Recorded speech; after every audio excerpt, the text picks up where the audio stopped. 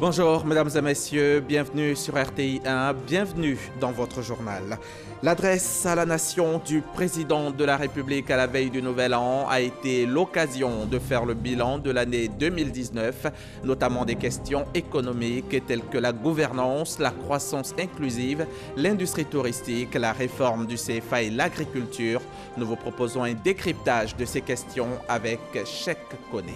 Et c'est un joli cadeau de Nouvel An pour le village de Moronou dans le département de Toumoudi qui dispose d'un château d'eau. Désormais, l'ouvrage a été inauguré cette semaine par Tchagba Laurent. Il aura coûté 230 millions de francs CFA grâce à un financement du Fonds national de l'eau. C'est à suivre dans 15 minutes.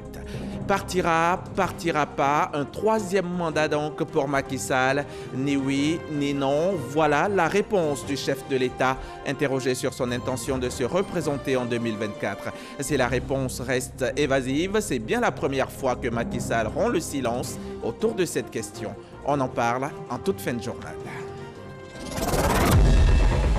Le 31 décembre dernier, à la veille du Nouvel An, le président Alassane Ouattara a fait une adresse à la nation. Le chef de l'État a fait un bilan de l'année écoulée. Il a entre autres évoqué les questions économiques, en l'occurrence la croissance inclusive, la réforme du franc CFA et l'agriculture. Retour sur ces points avec Cheikh Koné du service économie de la rédaction.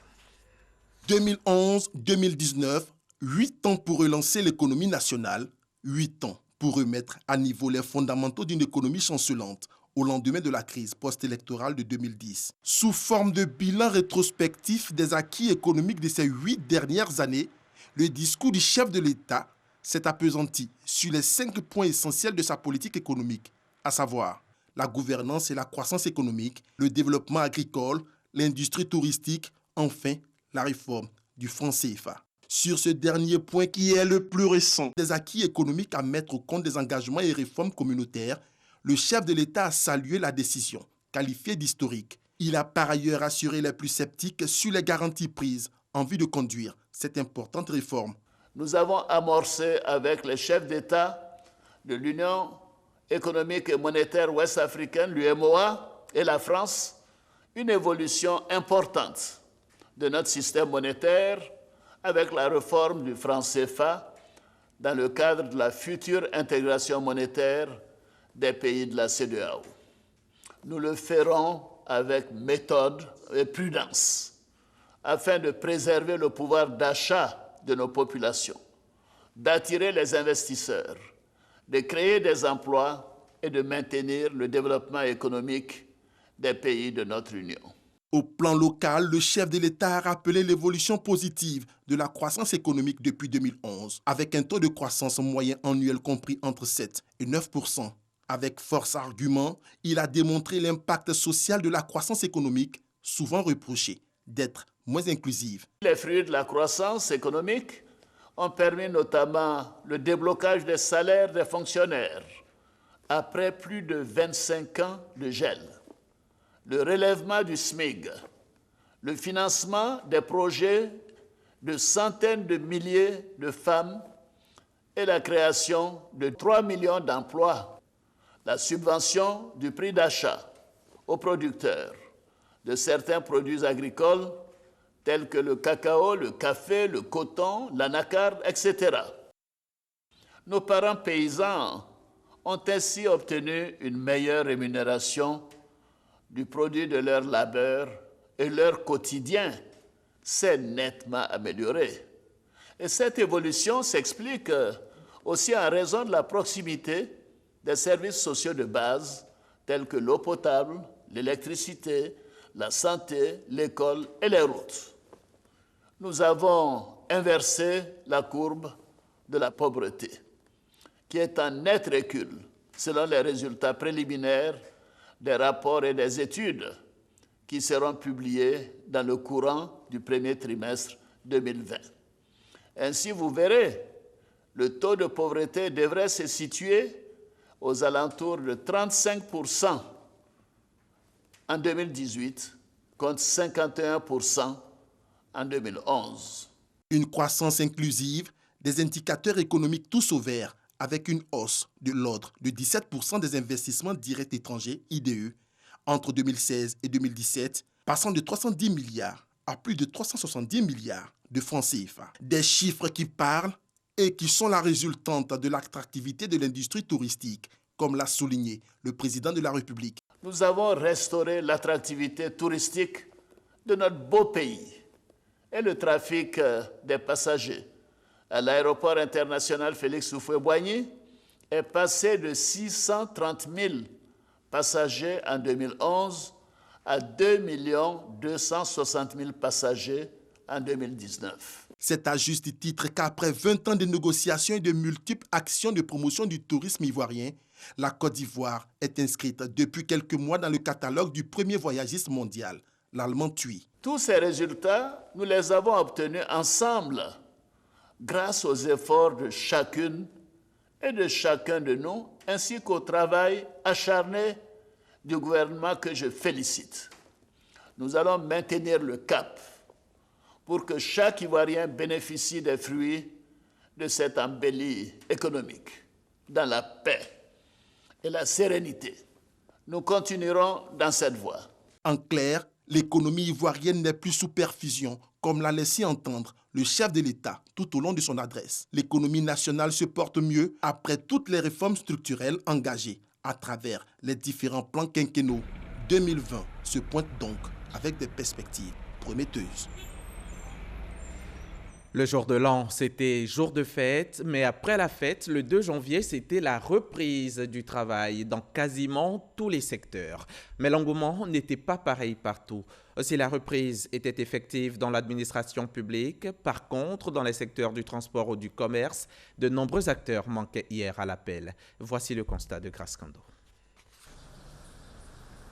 Plateau, ce 2 janvier. Ce n'est pas l'affluence des grands jours. Certaines rues sont désertes. Dans les administrations, le travail a repris. Ici, au ministère de la fonction publique, les agents sont en place. Pour l'année 2020, plusieurs actions sont prévues. L'an 2020 est un nouveau challenge. Le président de la République l'a si bien dit. Le ministre de la fonction publique a su bien nous traduire cette vision du président de la République et nous entendons mettre cette vision en œuvre. Effectivement, en ce qui concerne les fonctionnaires, c'est faire en sorte que les fonctionnaires travaillent dans de bonnes conditions, donnent le meilleur d'eux-mêmes dans l'exécution de leurs tâches. Donc à la fonction publique déjà, nous avons installé des différents postes de contrôle électronique biométrique qui marchent bien. La même atmosphère de travail au ministère des Transports. Les agents sont à leur poste, mais les usagers traînent encore les pieds. Ce matin, comme il vient de constater mon collègue, il n'y a pas assez de candidats qui sont arrivés. Et nous sommes en train de nous dire que c'est sûrement dû au fait. Donc, c'est des candidats qui vont être reprogrammés pour les jours à venir. Mais en ce qui concerne le personnel du ministère, tout le monde est en place. En ce premier jour de travail de l'année 2020, la maison de la télévision à Cocody reste fidèle à sa mission de service public. Inclusion chez les journalistes à la salle de rédaction. Journalistes et présentateurs sont en pleine conférence sous la direction du rédacteur en chef Adama Kone. Si dans l'administration, les activités ont repris après le férié du 1er janvier, ce n'est pas le cas dans les secteurs du commerce et du transport. Dans la commune d'Adjamé, par exemple, plusieurs magasins restent encore fermés. Je viens de Yopougon et le magasin est fermé. Bon, comme j'ai l'habitude de faire des achats ici et comme je suis aussi fidèle à ce magasin, je vais passer au moins lundi. Là, je suis sûr que je vais avoir des marchandises. Peu d'activités commerciales et circulation fluide. La cité des affaires, le plateau, est encore loin de l'effervescence habituelle au niveau du transport en commun. Habituellement, réellement, à l'heure comme ça, j'ai déjà fait au moins 10 tours. Mais aujourd'hui, c'est mon 3e tour qui est là. Ici, garé à la gare, ça ne marche pas. Il n'y a pas de clients. La reprise des activités est encore timide. L'esprit des fêtes de fin d'année gagne encore les populations. Et c'est progressivement qu'elles retrouveront leur ardeur pour le reste de l'année. Une fête belle et réussie, c'est une fête passée en toute sécurité. La police nationale a veillé au grain pendant ces fêtes de fin d'année à l'occasion de l'opération de sécurisation Mirador 2019. La police montée, vous connaissez peut-être, c'est l'unité d'intervention à cheval de la police, des agents de proximité qui parcourent les plages pour sécuriser les baigneurs et les hôtels et restaurants en bordure de mer. Abou Sanogo les a suivis pour vous. La police montée, unité d'intervention de la police nationale. Elle utilise comme moyen de locomotion les chevaux et sa mission est de veiller à la protection des biens et des personnes en effectuant des patrouilles. À Assouane village, l'unité d'intervention à cheval de la police nationale sécurise la plage. Dans le sable humide, le long de la plage, ces policiers reconnaissables à leur uniforme guettent le moindre incident afin d'intervenir. Un quad qui faisait des dérapages est ici interpellé par la brigade spéciale équestre, qui a aussi pour mission la sécurisation des plages. La présence de la cavalerie rassure et satisfait les propriétaires de maquis, d'hôtels et les populations. Franchement, cette année, je ne peux pas me plaindre. Il y a beaucoup de bonne volonté. Je sais que c'est difficile parce qu'on a 22 km de côte. On ne peut pas être partout en même temps. Mais quand même, il faut beaucoup d'efforts et les résultats, ils se voient. C'est vraiment rassurant de voir les forces de l'ordre comme ça. Effectivement, par rapport à la sécurité, ok, c'est dissuasif pour celui qui a de mauvaises intentions. Vraiment, sans eux, il y a beaucoup de choses qui pourraient se passer dans la fête là, mais ça nous rassure, on est heureux. Ils arrivent facilement à maintenir l'ordre avec beaucoup de professionnalisme. Et pour ces fêtes de fin d'année, les éléments de la brigade spéciale équestre ont contribué à diminuer les bagarres, les vols et les agressions. L'unité est composée de chevaux de race. C'est donc une police de proximité, de dissuasion et écologique et qui a pour mission la sécurisation des plages, des parcs, des stades, de tout site touristique ou de cérémonies gouvernementales. À côté des chevaux pour la sécurisation des plages, il faut bien des véhicules pour les routes. 10 véhicules viennent d'être offerts au ministère de la Sécurité et de la Protection civile pour accroître ses capacités opérationnelles. Un don de Snedaï Group, la société d'édition de documents administratifs et d'identité. Abou Sanogo était à la remise officielle des clés au ministre Vagondo Diomandé. Ce sont des véhicules neufs de type 4x4 qui ont été offerts au ministère de la Sécurité et de la Protection civile par Snedaï Group, la Société nationale d'édition de documents administratifs et d'identification, pour accroître la mobilité de ses agents. Ce geste symbolise 12 années de collaboration entre Snedaï Group, entreprise ivoirienne qui produit depuis une décennie le passeport biométrique en Côte d'Ivoire, et l'État ivoirien.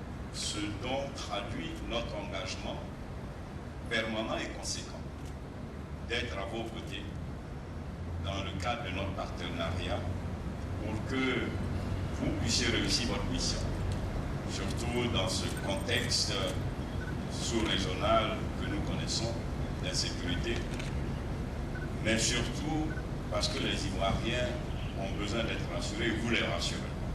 C'est donc aujourd'hui pour nous un grand plaisir de mettre à votre disposition, offrir au ministère de la Sécurité et de la Protection civile que vous incarnez ces 10 véhicules. Réceptionnant les clés des véhicules, le ministre de la Sécurité et de la Protection civile Vagondo Diomandé a félicité et remercié Snedaï Group pour ce geste qui participe à la sécurisation des populations et des biens. En vous, je vois cette locomotive qui permettra de tirer tous les citoyens, tous les opérateurs économiques qui ont compris que la sécurité n'est pas que l'affaire d'une seule personne, encore moins n'est pas que l'affaire des hommes en tenue. C'est l'affaire de tous, par ce don inestimable qui permettra à la police nationale d'être présente partout où les populations auront besoin d'elle. Snedaï Group est une multinationale qui opère dans les secteurs du BTP, des infrastructures, du transport lagunaire et des nouvelles technologies. Ce groupe est concessionnaire de la production du passeport biométrique en Côte d'Ivoire depuis 12 ans. Si les populations ont droit à la sécurité, elles ont tout aussi droit à l'eau potable pour leur bien-être et le gouvernement est à la tâche. À Moronou, par exemple, dans le département de Tomodi, le ministre de l'Hydraulique vient d'inaugurer un château d'eau réalisé à hauteur de 230 millions de francs CFA. Les précisions de Grace Kando. À 173 km d'Abidjan, sur l'autoroute du Nord, se trouve Moronou. Un village confronté à des problèmes d'eau potable depuis sa création dans les années 1800. On va chercher l'eau de 4 heures jusqu'à des fois 8 heures avant d'avoir l'eau. Nos problèmes de Moronou, c'est l'eau. On ne dort pas. Depuis qu'on est né, c'est l'eau là on boit. Les enfants boivent, on prend pour laver assiette, on prend pour laver habits. Les enfants tombent malades. Des préoccupations relevées au cours de l'émission télévisée RTI 1 reçoit du mardi 10 septembre dernier. Madame Clarisse Kouadio dit que ce village qui existe depuis longtemps ne connaît même pas la joie de savourer l'eau potable. Qu'est-ce que vous dites à cette population de Moronou? Le président nous a instruit de faire en sorte que l'eau potable pour tous soit une réalité. Donc si nous avons l'information qu'il y a un village qui n'a jamais eu de l'eau potable, dès demain, une équipe va aller véritablement diagnostiquer pour voir pourquoi est-ce que depuis longtemps, ils n'ont pas eu de l'eau. Et voilà. Nous allons réagir et le faire rapidement. 3 mois, 2 semaines après, cet engagement se transforme en réalité. Ce samedi 28 décembre voit s'ouvrir les vannes du nouveau château d'eau du village, d'où la joie des populations. Notre village va connaître pour la première fois de son histoire l'adduction en eau potable. L'eau potable va, pour ainsi dire, couler dans nos robinets installés dans nos maisons et ou dans nos cours respectives. C'est pourquoi, tout en me félicitant, dis-je, Monsieur le ministre de l'Hydraulique, de l'heureux aboutissement de ce projet, je voudrais vous dire merci. Merci pour ce beau cadeau de fin d'année que le président de la République vous charge de venir nous remettre. Le château d'eau de Moronou fait 15 mètres de hauteur avec une capacité de 50 mètres cubes. D'un coût global de 230 millions, il a été financé par le Fonds national de l'eau. Le résultat est là. Les travaux sont achevés et le château d'eau de Moronou est fonctionnel. C'est la volonté du président de la République. C'est la volonté du chef du gouvernement en la personne de Amadou Gon Coulibaly d'apporter de l'eau potable à toutes les populations sur l'ensemble du territoire national de façon prompte et efficace. Ce château d'eau vient de contribuer de façon significative à l'amélioration du quotidien de nos populations, de nos frères et sœurs de Moronou. Je voudrais m'associer à tous les remerciements pour votre présence nombreuse et de votre sincère reconnaissance à son Excellence, M. Alassane Ouattara, président de la République de Côte d'Ivoire, dont l'action au quotidien favorise une meilleure redistribution des richesses de notre pays. Pour l'année 2019, ce sont 36 châteaux d'eau qui ont été inaugurés par le ministère de l'Hydraulique. Des actions qui s'inscrivent dans le cadre du programme social du gouvernement, volet hydraulique. Dans la région du Bafing également, ce sont plus de 10 000 personnes qui bénéficieront bientôt d'eau potable. Le ministre chargé du budget, Moussa Sanogo, un cadre de la région, a décidé d'offrir aux populations environ 20 forages équipés de pompes à motricité humaine. Les travaux viennent d'être lancés dans le village de Boro-Borotou, dans le département de Koro, en présence de notre correspondante Eve Bouy. L'approvisionnement en eau potable est devenu un véritable souci pour les 838 âmes du village de Boro-Borotou, localité située dans le département de Koro. La seule pompe ne couvre plus les besoins des habitants. La pompe est surexploitée. Jour et nuit, les femmes sont en train de puiser. Donc les pannes là, à tout moment, les pannes sont récurrentes. Donc on peut taper 2 semaines, 1 mois, 2 mois, les femmes vont au Mago pour aller chercher de l'eau. D'ici quelques temps, ces tracasseries ne seront plus qu'un vieux souvenir. Un nouveau forage équipé d'une pompe à motricité humaine sera disponible sous peu pour les habitants de Boro-Borotou, mais aussi pour 17 autres localités de la région du Bafing. À terme, ce sont plus de 10 000 personnes qui disposeront d'eau potable pour leurs besoins. En cette période de fin d'année, le Père Noël pour toutes ces populations se nomme Moussa Sanogo, cadre de la région du Bafenga. Malgré le vaste programme, tous les efforts déployés par le gouvernement pour permettre à l'ensemble des populations ivoiriennes d'avoir de l'eau, on a encore quelques localités où c'est encore un peu difficile. Et là, écoutez, on vient en appui au gouvernement, voilà, pour permettre à nos parents d'avoir de l'eau potable. Les populations bénéficiaires très touchées sont reconnaissantes et espèrent recevoir un autre cadeau, l'électrification de leur localité.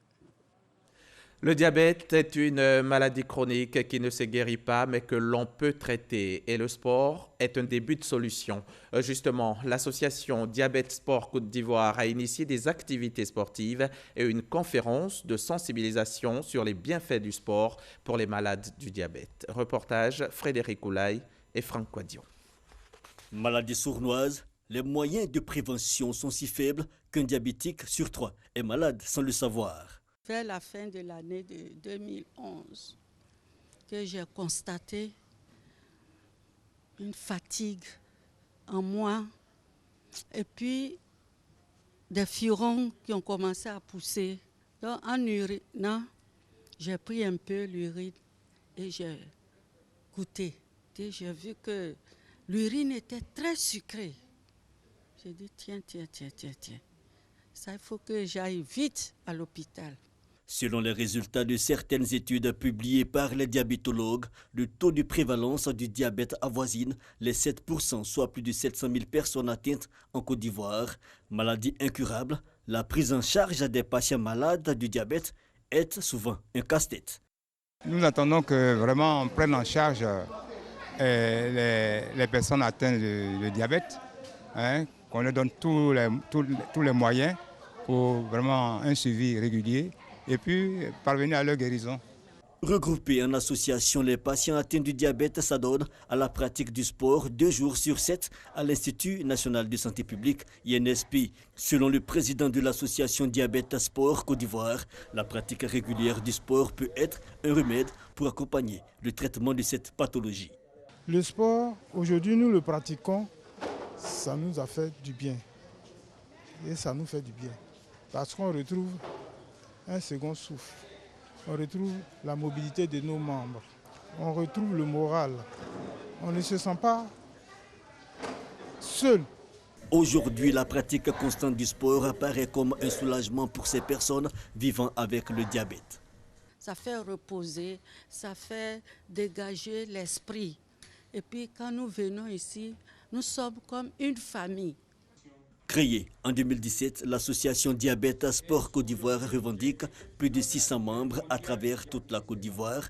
Elle invite et sensibilise par ailleurs les malades à la pratique fréquente du sport en vue d'améliorer leur état de santé. C'est une bouffée d'air frais pour la population de Dimbokro et de toute la région. Le CHR de la ville vient d'être équipé en matériel biomédical d'une valeur de plus d'1 milliard de francs CFA. Une action rendue possible par le ministre Lataï Kofi-Nguessan, président du conseil régional du Nzi et une organisation non gouvernementale. On en sait plus avec Godefroy Okambawa. La promesse avait été faite aux populations lors de la campagne pour les régionales. Aujourd'hui, Kofi-Nguessan Lataï, président du conseil régional du Nzi, passe à l'acte. C'est au total 1,2 milliard de francs CFA de matériel biomédical qu'il fait livrer au centre hospitalier régional de Dimbokro pour relever son plateau technique en cohérence avec son rang sur la pyramide sanitaire. Ce matériel de dernière génération, composé de fauteuils roulants, de lits de réanimation, d'électrocardiogrammes, de lampes chauffantes et de moniteurs de surveillance est le fruit d'un partenariat signé entre la région du Nzi et l'ONG Projet Cœur. Dans notre hôpital, nous avions constaté qu'il y avait beaucoup de matériel qui nous manquait. Dimbokro, qui est un CHR, expédie des malades ailleurs. Nous ne comprenons pas. Nous sommes tous heureux aujourd'hui. C'est un grand soulagement pour la population de Dimbokro. Ça nous permettra effectivement de faire une prise en charge efficace vraiment de la population. Cette action du conseil régional du Nzi est une thérapie longtemps attendue par le CHR de Dimbokro, centre de santé de référence, mais en réalité souffrant de son dénuement. Aujourd'hui, c'est un pas de géant en termes d'équipement du plus grand établissement sanitaire de la région d'Unzi. Aussi, le président du conseil régional s'est-il engagé à mettre en place un comité de suivi et d'évaluation de cette nouvelle acquisition. Je suis heureux pour mes parents. Si il est bien utilisé dans les différentes formations sanitaires, la gestion des cas de maladie va s'améliorer grandement dans notre région. Nous allons être vigilants pour suivre ensemble que ce matériel soit mis à la disposition des structures sanitaires publiques afin que tous les malades puissent en bénéficier. La santé, une des priorités du conseil régional d'Unzi qui donne la possibilité aux indigents d'avoir accès aux soins de santé grâce à un partenariat signé avec des structures sanitaires de référence de la région d'Unzi. Je vous invite maintenant à découvrir une culture, le marquage au kaolin ou encore au fefranitem. C'est une cérémonie qui symbolise pour la génération Obodjru la préparation de la prise du pouvoir dans le village de Kosrou en pays Lodjoukro. Franck Wadio y était, il y a assisté et nous livre ici son compte rendu. Kosro, la quiétude matinale de ce village du département de Dabou, région des Grands Ponts dans le sud ivoirien, déchiré par le son de la fanfare. La place d'Olekeo, l'un des 3 quartiers du village, vit une ambiance particulière. Devant leur concession, des sexagénaires assis, entourés de cadeaux. Ce sont les futurs Ebebou, ceux qui dirigeront le village dans un an. La société du Crou est structurée en 7 générations. Et à l'intérieur de chaque génération, selon les villages, 3 ou 4 classes d'âge. Alors nous sommes la génération des Bodjel. Après nous, il y aura les Sete, ensuite les Ingrouman et ensuite les Nigbessi. Alors aujourd'hui, c'est les Nigbessi qui sont les Ebebou et c'est eux qui doivent nous marquer le front du Kaolin et nous transmettre le pouvoir quand le moment de l'Ebeb arrivera. Arrivent donc les devanciers, les Nigbessi, pour les rituels sous les mélopées des femmes de la génération. La cérémonie de Kaolin signifie que nous sommes maintenant, nous sommes sur la ligne d'être, nous sommes sur la base d'être maintenant patriarche l'année prochaine. Le marquage au Kaolin, une façon d'authentifier leur candidature avec ce produit blanc et vêtu de blanc, comme pour incarner la pureté. À Sebim, un autre quartier du village, le même rituel se prépare.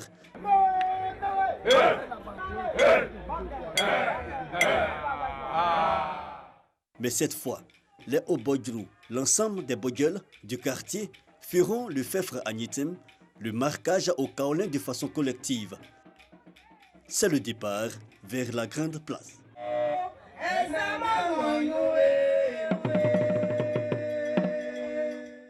Puis, face aux parents et invités, la cérémonie peut commencer sous les vivas et actions d'hommage.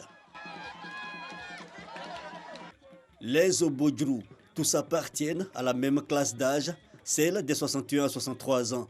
Les Ojongba, les Bego et les Kata confondus, classe sociale et religieuse aussi, pour tous la même satisfaction. Dieu, vraiment je lui dis merci d'avoir permis que je sois présent ce jour pour bénéficier de cette marque d'élection et je suis persuadé qu'il m'accompagnera jusqu'en décembre 2020. J'ai fait d'abord ma fête de génération traditionnellement. En ce moment, je n'étais pas encore Dieu. Et après, j'étais avec Dieu. Mais ceci, le Seigneur dit, je ne suis pas venu pour enlever la tradition. Je suis venu pour l'accomplir. Mais dans la tradition, il faut trier certaines choses qu'il ne faut pas faire. Fils du village, cadre, personnalité à l'honneur, tel le directeur général de la RTI Foseni Dambélé, heureux de partager la joie des futurs détenteurs du pouvoir à Kosra. Le village jusqu'au bout de la soirée, habité par la ferveur traditionnelle. Le fefranitem, une culture à découvrir qui fait bien la fierté de la Côte d'Ivoire. Est-ce la fin de l'omerta au sujet d'un éventuel 3e mandat pour Macky Sall? La question est relancée depuis les vœux du président sénégalais face à la presse mardi 31 décembre. Ni oui, ni non, a rétorqué le chef de l'État interrogé sur son intention de se représenter en 2024. Si la réponse reste évasive, c'est la première fois que Macky Sall rompt le silence autour de cette question. Le nouveau gouvernement algérien compte 39 membres, dont 5 femmes. Plusieurs ministres faisaient déjà partie de l'équipe précédente. Sa composition a été annoncée jeudi soir à la télévision nationale, 2 semaines après l'investiture du nouveau président Abdelmajid Tebboune, toujours contesté par une partie des Algériens. Le poste de vice-ministre de la Défense, occupé par le général Ahmed Gaïd Salah de 2013 à son décès la semaine dernière, ne figure plus dans ce gouvernement. Et c'est ici que s'achève ce journal, mais l'actualité continue sur notre antenne et sur notre site internet rti.ci. Merci de votre confiance et à demain, 13h.